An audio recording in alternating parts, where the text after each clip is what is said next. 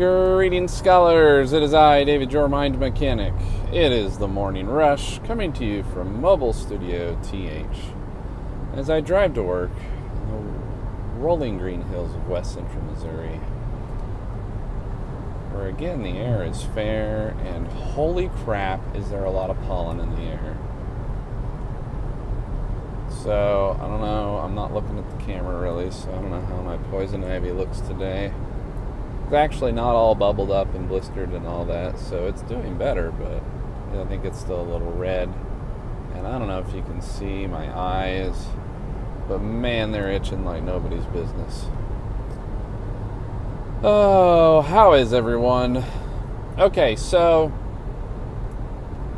here's a question that not only do I hear a lot in my office, but I also can really resonate with, which is, why am I so angry? And what is going on? It's like this wispy thingy thing. I'm like the princess and the pea with everything, I think. Get a little grain of sand in my shoe, I freak out. The ambient humidity increases by like 1%, and I notice. The pollen count goes up a little tiny bit, and I notice.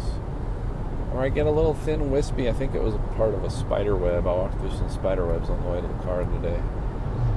Anyway, why am I so angry? And again, professionally I hear this one a lot, but I also can kind of resonate with it. So I've got a handful of thoughts here. So, because I think anger, if you're a fussy, grumpy person, I think anger, I can't, okay, here's the deal, scholars. There's a million reasons why you could be angry, okay? But there's two basic things I'm going to tell you, all right? Maybe three. Three, I think. All right, so one is the cliche thing you hear about an unresolved issue. This could be literally any issue. You have to remember, although anger is still, depending on who you talk to, still considered one of the 6 basic emotions, a lot of times anger is not the emotion. A lot of times anger is some other thing. Anger a lot of times is some other emotion that is attached to an event or a series of events and thoughts that haven't been dealt with, that you haven't processed well enough. And it kind of eats at you, and then it makes you fussy, angry, cranky. You get the idea. So, one is that you've got some sort of cliche unresolved thing, but that is a thing. I don't want you to think it's not a thing. It is absolutely a thing. So, unresolved issues, number one. Number two, you are a control freak. And I don't necessarily mean this in a bad way. Being a kind of a control freak type A person, either globally in your life or in certain areas in your life. For example, I am not a type A personality in terms of my desk is messy. I'm a disorganized person in a lot of areas. But one area, well, actually 2 areas, I don't like my Zen space getting messed with at home, which is hard when you have 3 children. But my work, I'm definitely a control freak at work, big time control freak. And if you're not realistic with yourself about that sort of thing, you're gonna be cranky. I'm just going to tell you. So again, first one is unresolved issue. Second one, you're a control freak and you don't have all that under control. Third one, I think this is the last one. Third one, and this is just a more recent thing for me that I've just been looking at. I'm looking at health issues. So I'm going to give you a personal one here, scholars, and I've been conducting an experiment, okay? And here's the experiment. I've been conducting it on myself, and it's a bit of a fascinating thing that I'm observing and experiencing. So I've talked about this in other videos before, but it's worth repeating. I came across research. I will post it on it. I'll post it with this video, a link in the description below. There was an article in Psychology Today, and so a really interesting thing I noticed. So there was this article about taking probiotics. If you're not familiar with probiotics, look it up. I'm not going to explain it here. So probiotics, so the little cultures you take. It's this little pill. In these certain bacterial cultures, you have gut flora in your intestines. Blah blah. Technical jargon. Blah blah. Look up probiotics. Okay, light reading for y'all scholars. You can do it. Now, here was the deal. There was a study done, and here's the big thing. The key thing in the research was that after X amount of time, I think over a month or something, the participants in the study were having a blunted hormonal response to stress. That's a cute dog. What does a blunted hormonal response to stress mean? Well, I think most people have heard of the term cortisol. That's that stress hormone you hear about all the time, right? A blunted hormonal response to stress, if we're summarizing it, simply means that the body is not responding to cortisol and other stress hormones like it typically was before taking this little probiotic pill. This is a big deal.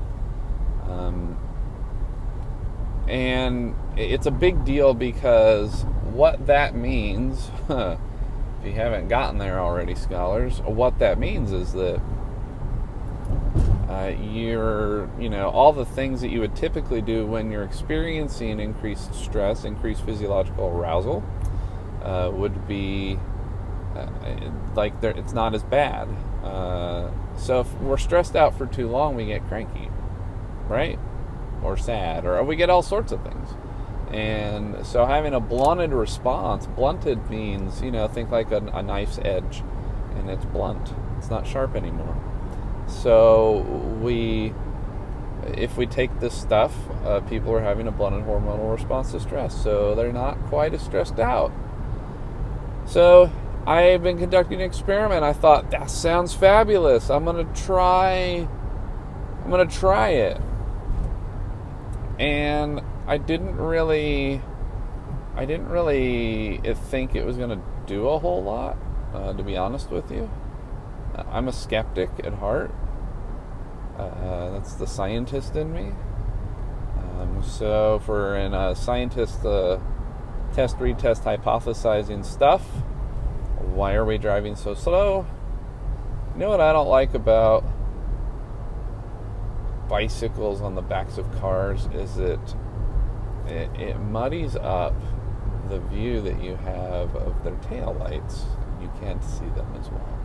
Anyway, so I conducted this experiment on myself, and lo and behold, what happened? I thought I was imagining, which is I was just really hanging out in the Zen space. I was in a good spot. But the stuff I was taking, I may have to get another brand because what I've been taking is fairly expensive. It's not the most expensive, sort of middle of the road, but I'm a cheapskate, so I thought I would stop taking it after it ran out. But then I really felt like I was getting sort of cranky again. I don't like it. Don't like it, scholars. I've done this on 4 separate occasions. So the question I have, which you don't have to answer, the question that I'm pondering is, do I, in scientist speak, do I reject the null hypothesis, which is to say, when we do experimental research, you introduce a variable, the variable being this probiotic pill thing that I take once a day, and the hypothesis, so we have 2 hypotheses. The null hypothesis, null being 0, none, nothing, so no change. That's your null hypothesis.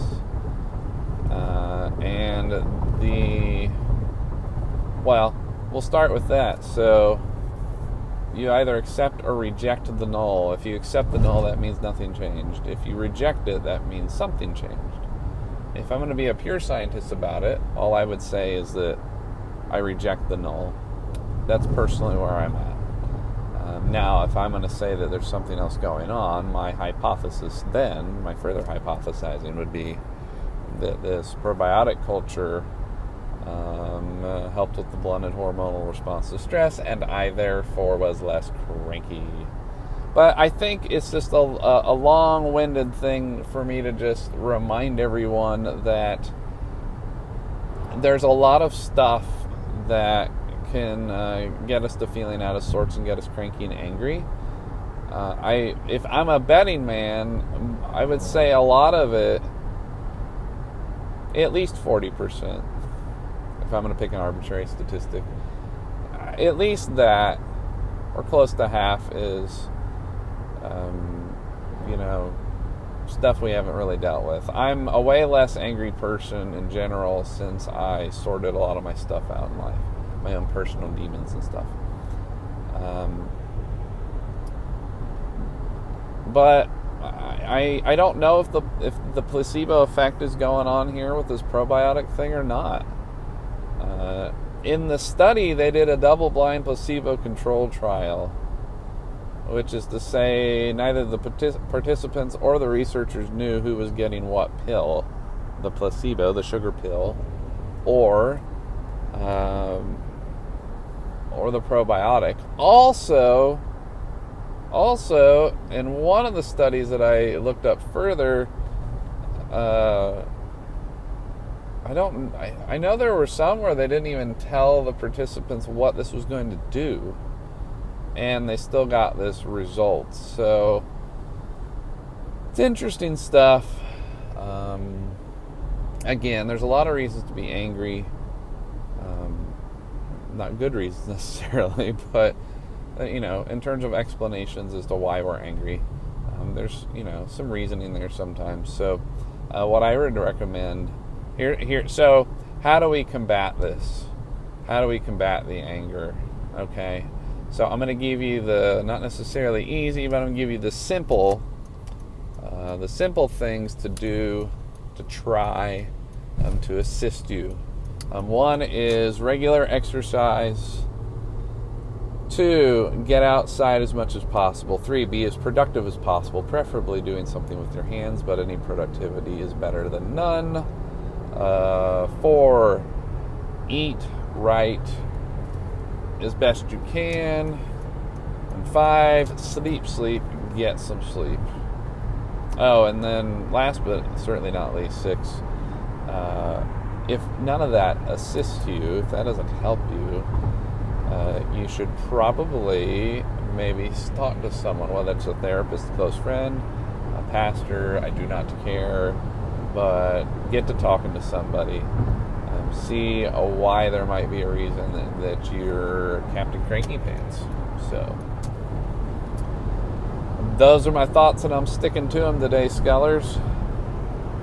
Thank you for watching. If you tuned in or are listening on various audio formats, I hope everyone has a wonderful day. It's good weather where I'm at, but even if it's not good weather where you're at, do your best to behave in a positive manner. Don't take your crankiness out on others. Try to be productive. And be kind to yourself. Give yourself a hug. Give somebody else a hug, too. Preferably someone that's okay with you giving them a hug. And doubly preferable if that person gives you a good hug back. So, thanks for tuning in. I will see you all around. As always, if you ever have a question, please email, website, social, hit me up. I'm around. It might take me a little bit to get to you, but I am around. I'm here to help. So, have a great day.